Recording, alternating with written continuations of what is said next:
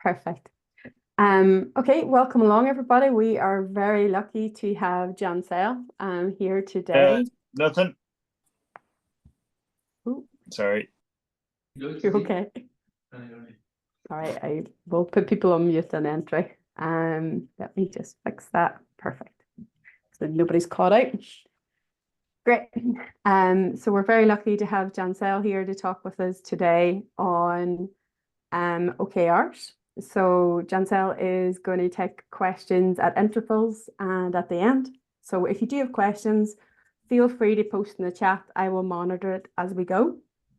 And I do just want to remind you before we start of our next session, which is on the 26th of June. And it's Daniel Scissor talking about the 4 Ps of knowledge. So feel free to sign up for that as well after this session. Okay, so that's just a little reminder of that. So without hesitation, I am going to pass over to Cansel. Cansel, do you want to go ahead and share? Yes, thank you very much, Ashleen, and hi everyone that you are spending your time here in this meetup to listen to my OKR story here in this late evening or early morning, wherever you're joining us from. So thank you very much for that. And I'm going to share now my slides to help with my story. Just give me a second. Before I start, actually, maybe one question so that I understand who's in the room. Show me your Zoom reactions, so your know-how on OKRs from 1 to 10. If you say, I hear about it for the first time today here, I don't know what is it about, then write in the chat like number 1, or 10 is like, I actually wrote a book about OKRs, but I would like to hear what you are telling about OKRs, then it's a 10. So where would you assign yourself? 4, 7, 7-ish, 6, 4, 5, 3.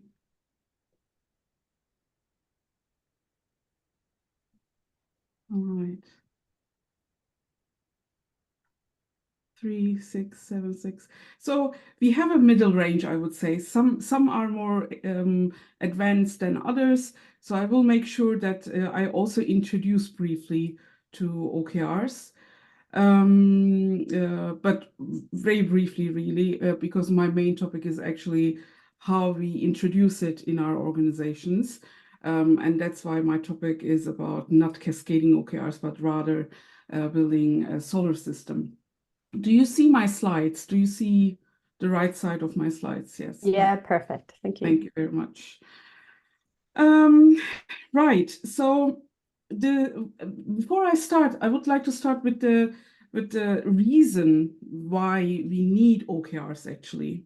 What's the need behind it? Why an organization would think about implementing OKRs? Let's start with that before we jump into the details. According to a McKinsey study, 70% of the companies fail in their strategies, in their transformations, in however you want to call them, in any change, any bigger change initiatives they are having, 70% is failing. And the study is very detailed and they give many reasons. The green ones are the 3 main reasons: lack of strategy, insufficient strategy, ineffective strategy, and insufficient alignment. And regarding alignment, the people who answered alignment, they gave 2 main reasons to that, pointing out hierarchical cultures, structures, and siloed ways of working. And this is where I focus on rather with my approach with OKRs and how I implement OKRs in organizations. So can OKR help us to create that alignment? And actually 90% of the organizations who start with OKR give that as a reason. They want to create alignment, and that's why they start with OKR. So this is the number one reason, obviously, for everyone to start with that. But how does OKR do that? You know, how do they create that strategic, this kind of an alignment? You see in an organization, we usually have a vision, no matter how well it's communicated. I know that it's not always very well communicated, but there is a vision somewhere. And then we jump into the work usually, right? This yellow circle you see. So there is a huge gap most of the times. Then we might have a strategy, and then the strategy is still rather abstract, and then we still don't know how to connect our day-to-day work with that rather abstract strategy and vision. And there, OKR can be a help to bridge this gap between vision, strategy, and day-to-day work, actually, right? About the strategy, I'm going to talk about it, that's a necessary prerequisite in order to have good OKR implementations. But about the OKRs in general, what do they do actually? How do they do that? How do they bridge this gap?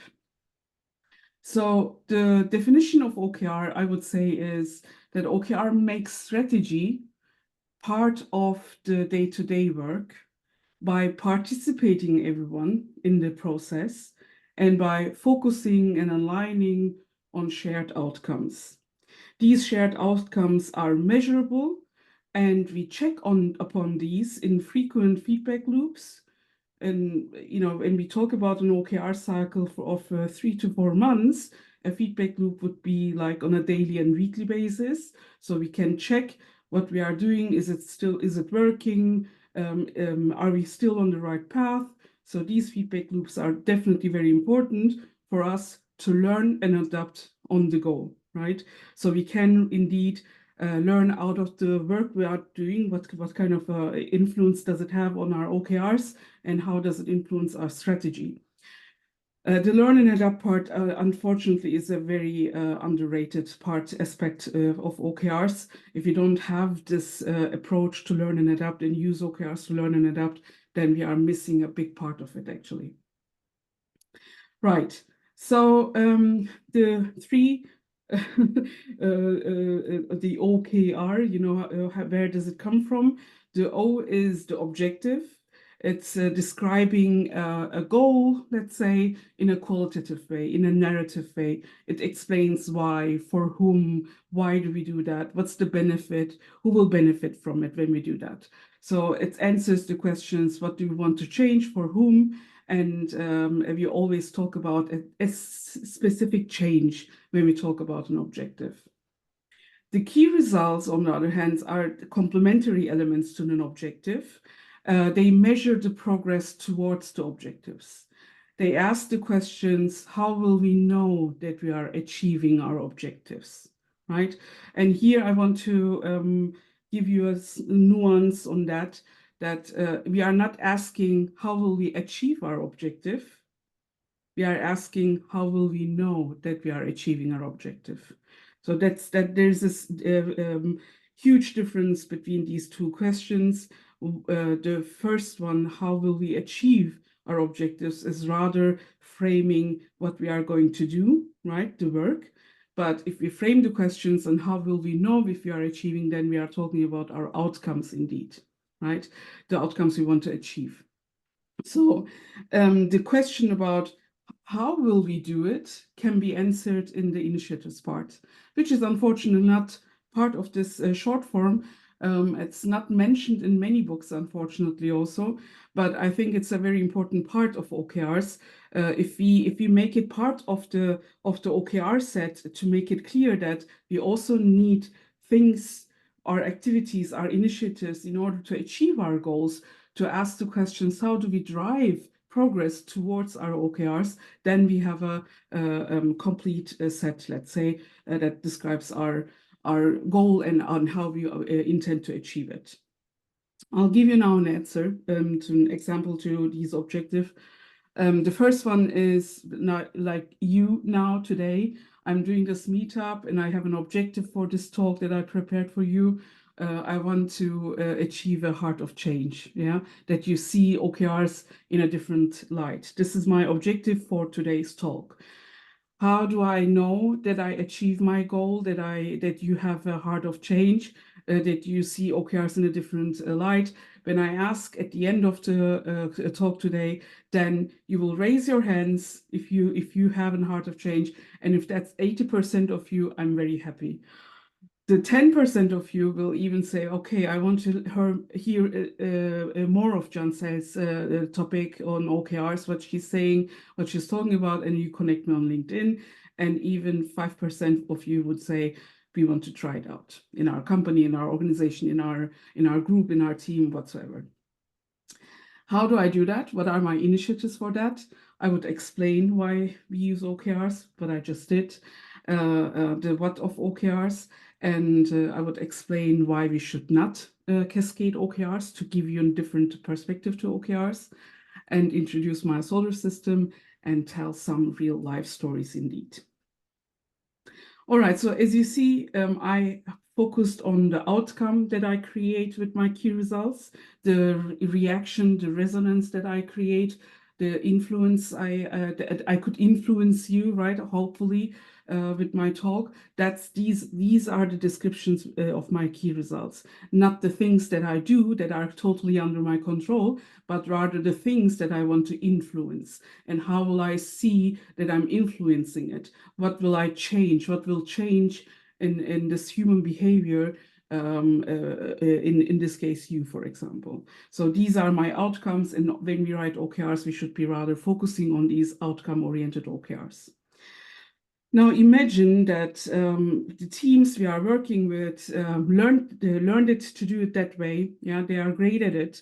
They can write the most perfect outcome-oriented OKRs by the book. Yeah, but then we don't have a strategy. Then we have this situation, right? Then we have good teams having great OKR sets, but all going in different directions, right? And this is not helpful for the organization overall, obviously. For that team in this local area, yes, but not in overall if you want to create that strategic alignment company-wide, then it's not helpful. So we definitely need a good strategy that helps us to decide out of 5 options I have, which one will I choose to work on, depending on what the strategy says. So on the leadership part, before we start with the OKRs, we definitely need to have a strategic focus, a strategic direction that can help us to channel all OKR teams, all teams in the same direction. That's the clue, that's the art of strategy indeed. And there's nothing to underestimate because the companies who started with OKRs were asked if you would restart it again, if you had the chance to do it again, what would you do differently? 50% say they would have paid more attention to a clear vision and strategy, right? So this is really plays a huge role how good OKR will help you to create that alignment that you want to have at the beginning, right? Even though you do good OKRs is not a guarantee for creating a strategic alignment. And when we talk about strategy, what do we mean with that actually? Well, my strategy understanding is influenced by Roger Martin's Playing to Win, Richard Rummel's Good Strategy, Bad Strategy, and Simon Wardley's Wardley Maps. So basically, what we say here, what I think, what we need in organizations before we start OKRs is to have a strategic focus, at least for a limited time period, like for 12 to 18 months, 24 months, depending on the pace of the organization, of the industry you are operating in, defining your midterm focus, let's say, your strategic focus, because every company will have a strategic definition of what product and services they are developing, for whom they are doing that, what's their value proposition in the market. But this is too generic sometimes, right? So we need a strategic focus that focuses on the next 12 to 18 to 24 months. And then out of this strategic focus, we can derive the OKRs for the next 3 to 4 months, and always asking, are we getting closer to that strategy what we want to achieve? And the strategy is nothing static. So the strategy is influenced by the work we do with the OKRs, because we learn when we work in our OKRs. So we need to keep our strategy also adaptive and see always how did the circumstances change? Did we learn something new about our customers, about our market, about the products we develop, and then how should we adapt our strategy accordingly? So this we shouldn't see it as a static strategic goal, but rather a direction we give to the organization, what to focus on under these circumstances we are having, right? Whatever happens in the world right now, and then decide on what we want to focus on, and then derive the OKRs out of it. And as you see here in these cadences, we need these. The work we do on a weekly, daily basis will influence our OKRs, and our OKRs will influence our strategy. And we need these feedback loops in order to align those elements with each other, in order to connect the work we do from strategy to tactical OKRs and to our daily work. All right, so as we said at the beginning, why companies start implementing OKR is to create that strategic alignment, right? 90% ask for that. And then I meet my clients, the organizations, and they show me this picture, how they started with OKRs. So in order to create that strategic alignment, they say we started with company OKRs, then we defined the department OKRs, and then the teams, and then the individuals even. Do you really believe that this is the alignment we want to have, right? This is rather, it comes like intuitive. It comes like the easiest way to do that. And also famous books are recommending this way of doing OKRs. However, I did it this way 8 years ago. And while doing it in the practice, I've seen that it's not really practice proven, this kind of a concept. We can stick to it because it's easy to create it. You don't need to think much about your organizational design when you do that. But in the reality, in practice, we will see many disadvantages of it. First of all, I would say cascading and inheriting OKRs. Inheriting means, by the way, copying a key result from the upper level as your objective for the level next to that. And you can imagine that if we do that, if we cascade it from level to level, this hierarchical level from company, department, and teams, there is no much room for creativity anymore, because we are only that intelligent how the upper level define for us what to work on, right? So it makes it very restrictive to define ideas, get creative in order to define what do we want to work on. Another thing is that this kind of a system flow, top-down flowing cascading system is of course slowing down everyone, because what happens is we need to wait in team level that the company level and the department level OKRs are defined. So then we can start with our team OKRs. There is a lot of waiting time there. This is not probably what we want, right?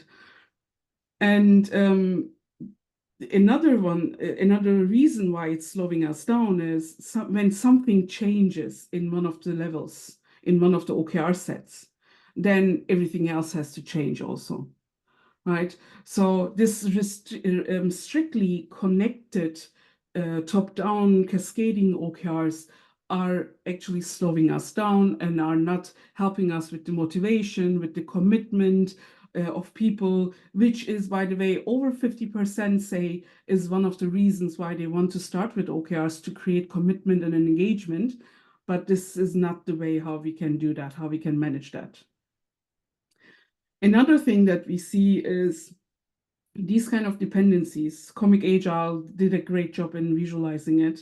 You know, you've probably seen some of these walls where all the post-its and sticky notes are connected with each other to make it transparent for everyone where the dependencies are. So we already have these dependencies. We already have this administrative work there. And if we start with OKRs and just copy the same org chart, the same interdependencies between the teams, and then do OKRs, then we increase the administration even higher. And then everyone will hate OKRs, I promise you. Right? They won't see any value out of it. They will just see it as a additional work. They have to do it. And this is not helping. And we are still not creating that strategic alignment we wanted to have, actually. We are just producing some work connections and say to make sure that everyone works on the right things, right? And most of the time, the reason for that is that we don't have a clear strategic focus, that was not able to communicate to the organization. So we have the necessity of connecting these works very strictly with each other. So that's not helping. If we have these kind of situation, we should be considering of changing the way we do at least the OKR part, right? If OKR is something new in your organization, take the chance to reconsider how you would redesign the structure in order to do OKRs. And this gives us a good opportunity. And this is where I come in with my solar system, because this is how I started practicing it, to get to remove to have a distance to this cascading type of a model, or to have a distance to the organizational charts that force us to do specific things. So I just, broke the rules and tried something else, which I call now my OKR Solar System. I will explain it, of course, in detail now, but before I get into that topic, maybe a short reflection on that. Any questions, if you have any comments, whatever. So we have Suruchi. Do you want to come off mute to say your question? Absolutely. Hi, everyone. I have a quick question. For overall evaluating OKR success, just to validate if we were able to meet it or not, what could be the qualitative measures that can be used along with quantitative measures? The key results are quantitative. They are measurable, Suruchi. So this is already giving us the facts, the quantitative and objective observation of have we achieved our key results or not, right? So the key results are giving us this security of having something measurable, actually. This is one thing. But I want to be very careful about that, and not just anything, not put anything that is measurable into your key results, but rather the things that you want to really understand, learn of it, understand if we develop something that this, if we release a new feature, that this feature indeed changes the customer behavior and how this behavior will look like, then choose that as your measurement, right? And not how many features you released in 1 month or so. Yeah. I see Exactly. your thumbs up. Yeah, Thank you very exactly. much. I was looking for the customer satisfaction, and I was thinking on the same line. Thank you. Yeah, thank you very much for the question. Anything else? I'm not too fast enough for reading the chat, Ashley. Maybe you help me. Yeah, no problem. So we have Al Welsh. Al, do you want to come off mute and ask your question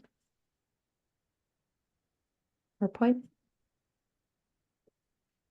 Hiya. So yeah, this idea of how creative we can be when coming up with either squad or mid-level OKRs. Ultimately, if the company is funding the work, surely they have the say. I mean, as I said in the comments, okay, there's not many companies that will pay you to do whatever you want. How the question is how creative we can get by so designing you our had OKR structure? the slide you were showing at the time was, shall we say, waterfall there were waterfall Yeah, OKRs and this people one. were Yeah. inheriting. Yes, yeah. Yeah. Mhm. So you would inherit your objectives from the previous KRs. But yeah, there's no room for creativity. But the creativity is how you achieve it. That's where we're adaptive. That's where we can be inspirational. But in terms of who defines what the objective is, surely is the guy that's paying the bills. Yeah. So my first step when I start with a new organization is asking why they want OKRs. And depending on what answers do they give, it shapes, of course, how we do OKRs in this organization then. And if they tell me basically they want to empower their teams to become more autonomous, to start cross-team collaboration and own their products and services and their work and so on, but still do that in an aligned way, then I say, yeah, then I could propose you something, and then I show them my OKR Solar System, and then we talk about it, how they feel about it, and then figure out where we can start with that in a small scale, so they can win security on the go while we do that, and then we inspect and adapt on the go. This is one approach that I have basically. And if you don't have a leadership in place that are willing to give this free room and creativity to the organization, then there's not much to do, right? Then you have then you might ask yourself, is OKR at all the right framework in that situation, in that organization? What other concerns do they have actually not doing that? And how can we answer these concerns actually? So maybe it's not OKR the right answer in that case, in that situation. Thank you. I hope that helps. And are you okay for another question? One more, yes. There's been a few answers on it, but Alexander Delianis asked, what would you say is the main difference between OKRs and KPIs? The difference between OKR and KPIs, of course. Well, the KPIs are actually telling us how healthy our organization is right now. So these are the results that we see after we are performing, doing a really good job in, with our customers, with our clients, with our products. If we do there a good job, then our KPIs, which is like financial KPIs, business impact, we call it also, is then these numbers will show themselves as good performing numbers. And these are lagging indicators, right? We see the results of good performance way later than the actual work we are doing on a daily basis. And the OKR's job is to influence positively these business impact KPIs. And the business KPIs won't change, like you can't influence them on a daily basis, but rather by focusing on some strategies and tactics and working on those. And then out of all the work from different teams, from different OKR sets, we can influence the business impact, the business KPIs. So this is, the KPIs are influenced by many different type of OKRs, and not only by doing one thing, right? And that's basically the difference between a KPI and OKR. So I would not separate them in an organization. I would use them coexistently, because OKRs should influence the business impact. After all, we are doing that in order to have healthy organizations, sustainable organizations, and we should have this monitoring system in place. I hope that helps. All right. So I move on with, I'm just checking the time, how much time do we have? We have half an hour left. All right, perfect. So the solar system. I have here 4 team models that I so far discovered that can be used in part of an OKR implementation. and I will go through them. I say so far because I'm not excluding that new models might come to it, depending on what the organizations need, that we might come up with a new model depending on the strategies that the organizations have, right? These 4 models, I already experienced it in real life and practicing it, so that's why I'm showing them to you. The easiest one is the functional team OKRs. So when I say that in any team that has the skills to work independently on their own topics, right? As long as it's, of course, aligned with the strategy again.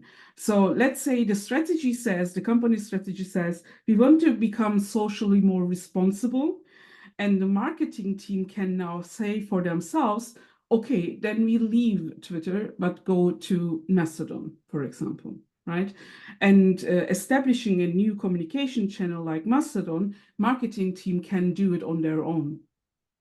And therefore, there's nothing wrong about having their own OKR set as a marketing team. The same goes for HR team that I supported in the past. Their concern was that the time to hire was just too slow, took too long because of various reasons, and they made this to their OKRs and worked on that from OKR cycle to OKR cycle to improve this time to hire, for example. And mainly, again, here, most of the work they did, they could do it on their own. And they treated their colleagues as their clients, as their customers, who were also part of the hiring process, of course. But then they created that kind of a relationship. So that works, of course, as well.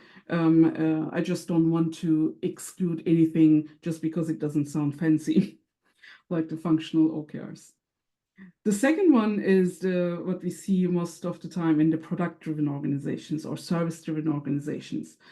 What I see is that without having a product strategy or product OKRs, all product teams are forced to write their OKRs now, yeah, just to make sure that they do it. And I say, okay, if you have one product and let's say 10 teams are working on that, before you ask 10 teams to set their OKRs, maybe we should start with the product strategy and product OKRs, and then have an alignment on this level. And then the teams can decide if they want to set also their own OKRs or not, right? And even within one product, we might have teams that are directly customer facing. If I use the terminology of team topologies in this case, is the customer-facing teams we might have. These are cross-functional teams, work on the product and can directly measure, their effect, their outcomes, customer-centric outcomes. But then we have platform teams or enabling teams whose customers are not the end customer out there, but rather the other teams, right? So instead of trying to create customer-focused, outcome-focused OKRs for each team, we should rather have an understanding what's our product strategy in midterm and what's the OKR tactics in the short term. And then every team can derive their work derive from this product strategy and OKR. A checkout team can improve their cart overview if the strategy is, saying something in that direction, that we want to make it easier to the checkout process, for example. And a platform team then can see, oh, if that's the focus, if that's our focus, then we should maybe work on APIs that make the life easier for the checkout team, for example, right? So this is how you can align the work in that space. Now I want to show you something quite new, I would say, is the shared OKRs that not many people heard of it. Felipe Castro, he was working at Google, so he learned OKRs there, and then he became himself an OKR expert also, and he introduced that model too. That he suggested that if we have topics that require a collaboration of teams from different business units. Why not bring them together and set their shared OKRs together, their shared outcomes, to decide what's the focus for the next 3 to 4 months for us, right? And I experienced this case for a product launch, for example. I worked in a product management for a long time, for 15 years now. And every time we launch a new product in a new market, because I was also responsible for the internationalization, we always needed product development, of course. We always needed marketing and sales at the same time, and many more other areas also that I'm just not counting it now for the sake of the time. So, but what happens is as a dysfunction, what I see is that sales and marketing and product development, they all have their own OKRs, and then somehow they are not focusing on the same things at the same time. So we can break the rule and say, we are not writing our own OKRs for that topic, but rather get together and write together, define what to focus on, define our priorities, and then work together towards these shared outcomes. For the seasonal campaigns and so on, this is also a very good approach to use. If it's a temporary topic, right, shared OKR can become very useful. And the last one that I want to show you is the strategic theme OKR that I started practicing out of urgency, actually, out of a need, because I was working for a company, many companies at the same time. That's the weird part of the history, I think, is this coincidences that I've seen many strategy papers at the same time, and I've seen a pattern that there are some topics that didn't have any home. They didn't have any dedicated teams working on these topics. That became quite obvious when we started with these sustainability initiatives in many companies. So they said we need to become sustainable, right? This was one of the main focus. Like I would say, like 5-6 years ago, that started in Germany, at least in German hemisphere, I would say. Yeah, that was part of the strategy. They could show it to their shareholders. They could make it public, but nobody worked on these topics really, because they didn't have any specific team owning this topic, right? Maybe 1 or 2 people were working, but they can't drive progress for such a huge strategic initiative. So what we said, okay, let's get together and ask an organization who would be interested to work on these topics before we start hiring people, because we don't know how this topic will be developed, right? How the journey goes with that topic. So there are many unknowns. So it's a good way to start with OKRs in the first place already, to experiment, to explore on the go, to learn and adapt on the go. And then what we did is creating dynamic teams, asking for volunteers, asking for people who are interested in that topic.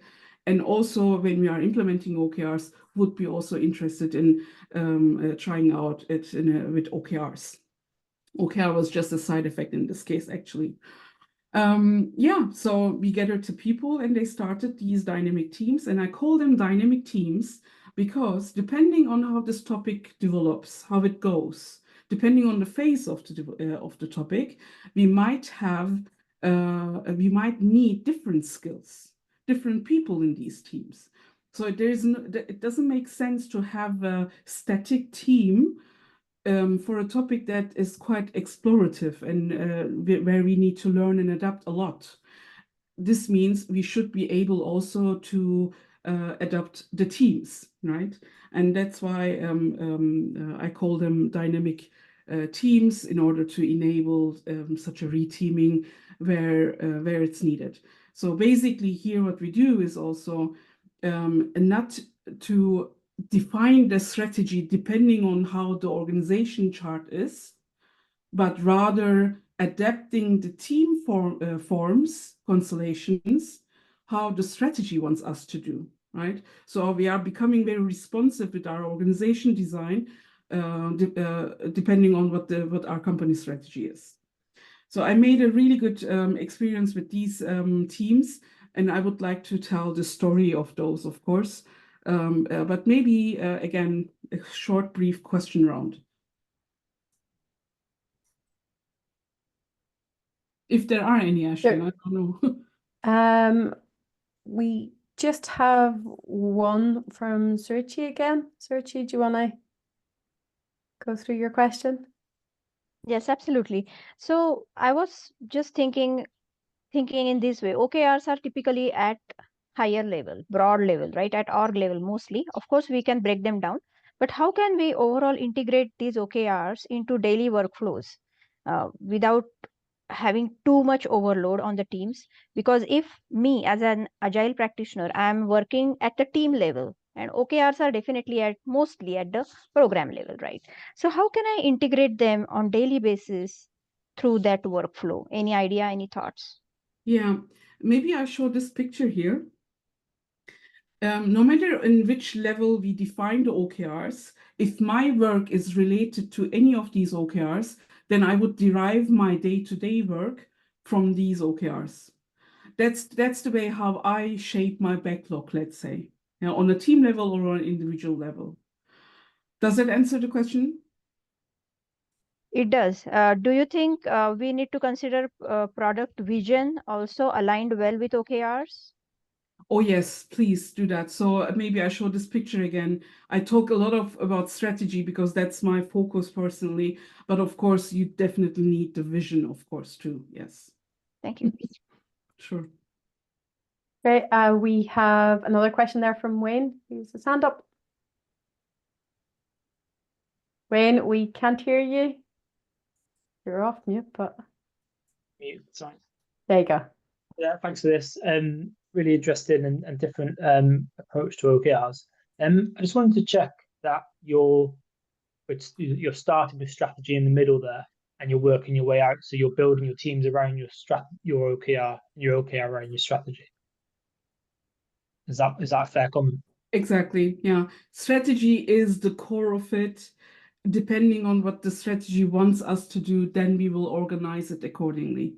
So not the org chart will dictate the strategy, but vice versa. Does that help? Cool. Thank you very much. That's perfect. Thank you very much. Sure. Maybe again, three points as a summary of the solar system. What it does, what I see in real life, is it enables true aligned autonomy indeed, right?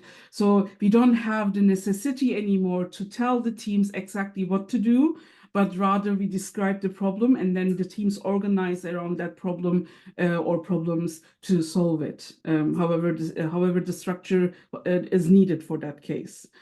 I called it OKR Solar System because I didn't talk about it today here because it's another dimension of it.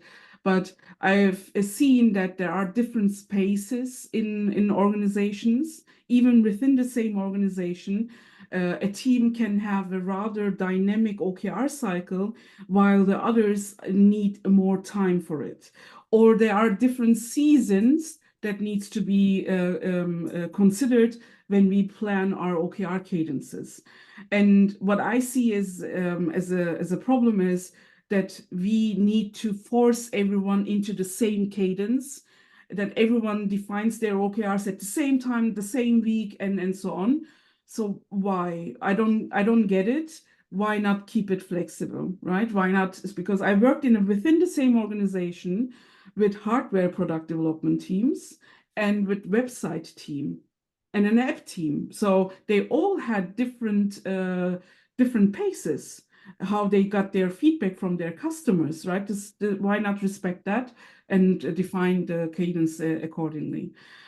And it fosters true cross-team collaboration, cross-departmental collaboration. We are great in cross-functional teams, in the teams we name it feature team or product team or whatsoever, but then we created new silos maybe with these teams if they don't communicate with each other, even though they are working in the same product. So I focus on creating that cross-team collaboration with this OKR Solar System. Are you interested in a case study? I see that we only have like 15 minutes left. shall I share the story of this company where we did OKR Solar System? Or would you rather have a conversation and ask questions? Yes, please. Yeah, shall I share it? All right. Okay, so the company's name is Vestel. This is an electronic consumer corporate from Turkey, and they are like #1 export in Turkey. If you have been there, you might have seen their TVs or wash machines or whatsoever. And they found me and asked, we want to find a new way to execute on our strategy in an aligned way, but still be innovative, right? So that was their urge.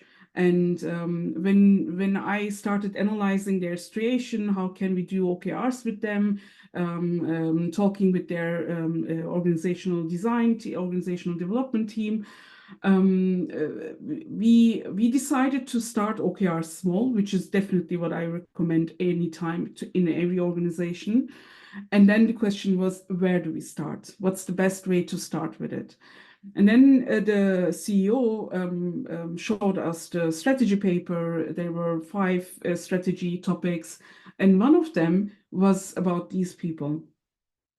You know, these people are working in the field to get the products to the end consumers, to install it, to repair it, whatever. But they are not working for Vestel. They are contractors, subcontractors. And but they are the first people, you know, if my mother orders a TV from Vestel, she will see these people, not Vestel's managers, right? So of course, it is really important how these people are in the field when it comes to the image of this company. And they made this to their strategy in order to create a sense of belonging, that they are more loyal to the brand of Vestel. So when they deliver Vestel products, that they behave accordingly, right? That was the strategic topic, but there was no dedicated team to work on that, right? Everyone was aware of this topic, of this issue in an organization, but nobody was able to take care of it. So what we did is, okay, let's start with Strategic Theme OKR in this case here. And what the first step was sitting together with the C-level, with the directors, senior managers at that level, and deciding on the strategy of this. You know, of course the strategy is known, yeah, the problem is known, but what we did is creating that strategic focus to work on in the next 12 to 18 months. And they defined these 3 areas. I'm not getting into the details. And these 3 areas out of this workshop gave us a signal that we could create dynamic teams around these topics, right?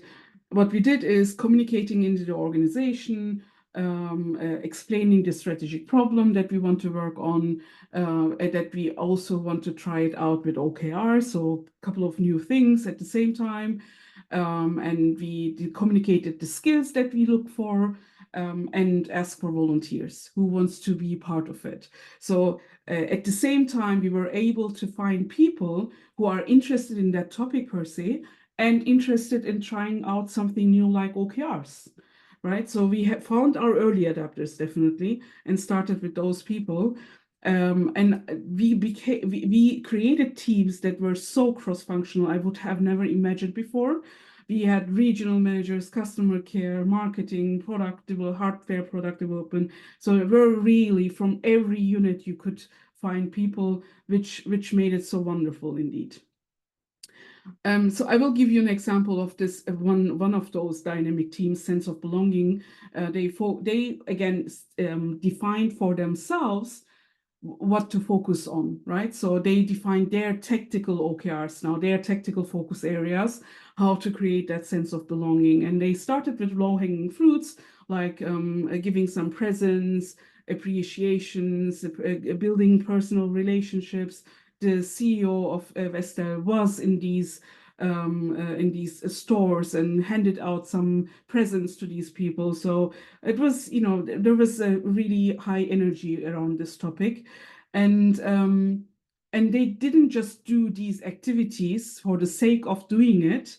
they always asked, what is it changing, regarding the sense of belonging. So they had lots of surveys or personal interviews with these people. If something changes with them in a long term, when they see these kind of measures, that is changing, that Vested is trying to make it better for them, to change the work conditions for them. So it was always asking about the outcome at the end, if these activities are helping indeed.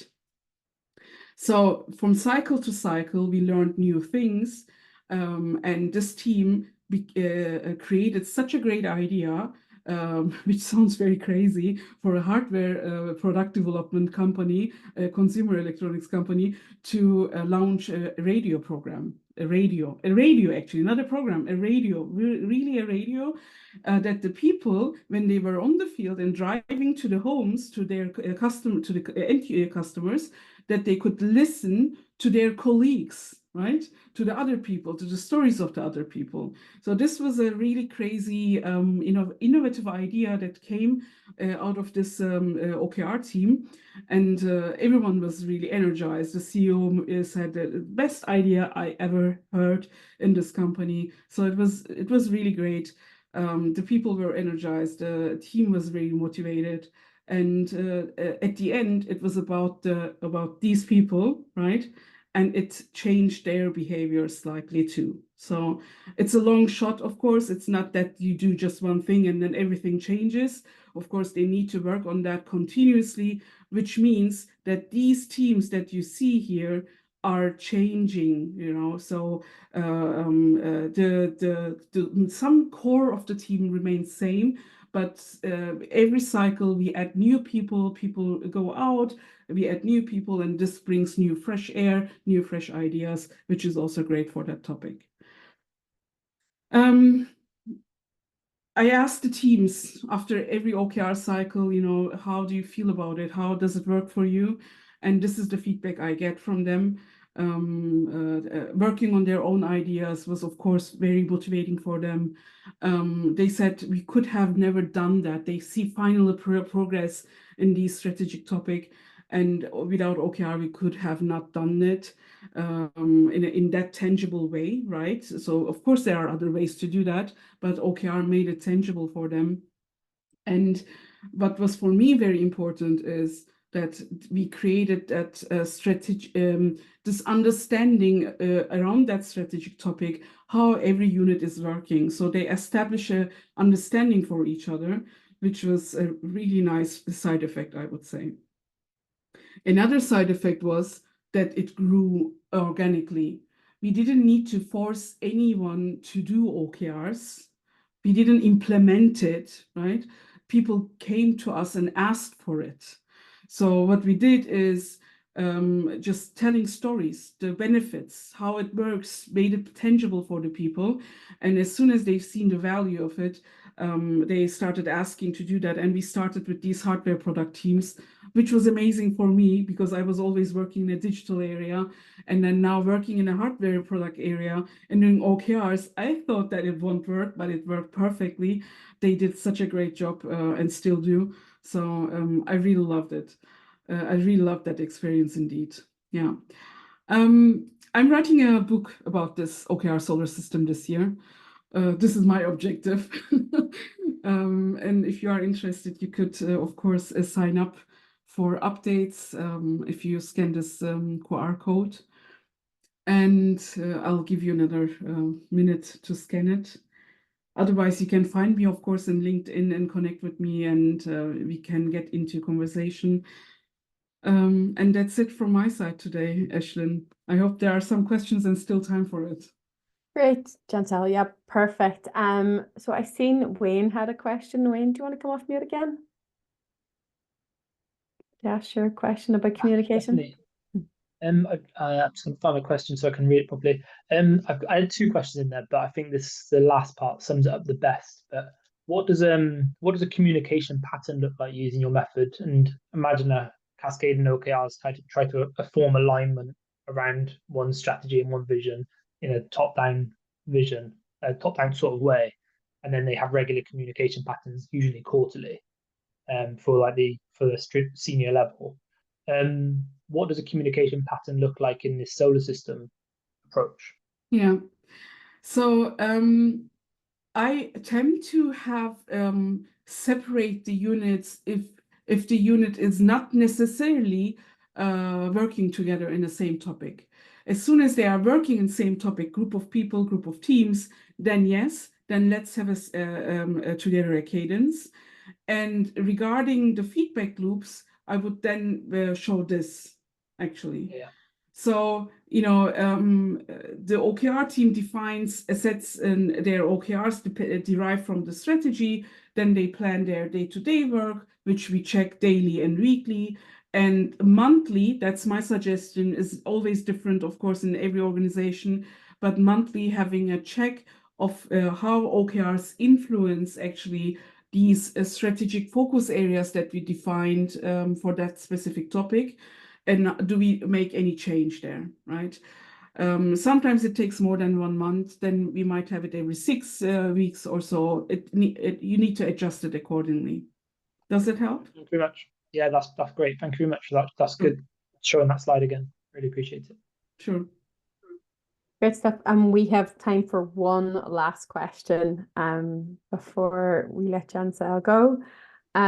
So we'll Actually, sorry, I have another QR code for feedback, in general. And of course, I give a giveaway for my previous OKR guide, OKR book. You can download it then automatically if you give me some feedback about this talk. I would really appreciate it. Great, thank you, Cansel. So the very last question that we have then is from Sruchi, and it's on what strategies work best for maintaining motivation and commitment to OKRs. Yeah. So if the team, like, the story that I just talked about, if the team owns their OKRs, if they created their own OKRs, they will own it and they will stay behind it and they will stay motivated, of course, also. But there are some organizational problems sometimes. There are some, blockers, impediments, however you want to call them.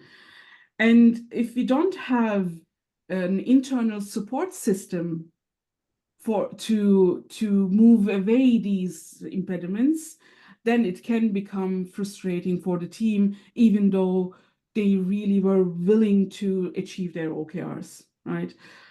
So you need to make sure that we have this internal support system. Sometimes it's a team coach, sometimes it's an OKR coach, sometimes it's a leader who needs to work on these impediments. I hope that helps. Absolutely. Thank you. Sure. Brilliant. Thank you so much, Cansel. And we are finished just on time for a change. Thank you very much. So that was great. Thank you. And thanks everybody for joining this evening. As mentioned, our next session is on the 26th of June. So please do sign up. It'll be really interesting as well. All right. Thank you so much, Cansel. Thank you. Right, I had care, the pleasure to meet Daniel, by the way, just a month ago. So I really recommend his session. Yeah. Perfect. Thank you. Great stuff. All right, guys. Take care. Thank you. Thanks Bye-bye. very much, everybody. Let me just stop the recording. Ashley, if you could send me a copy of the chat afterwards, I would love that because I was not able to read it.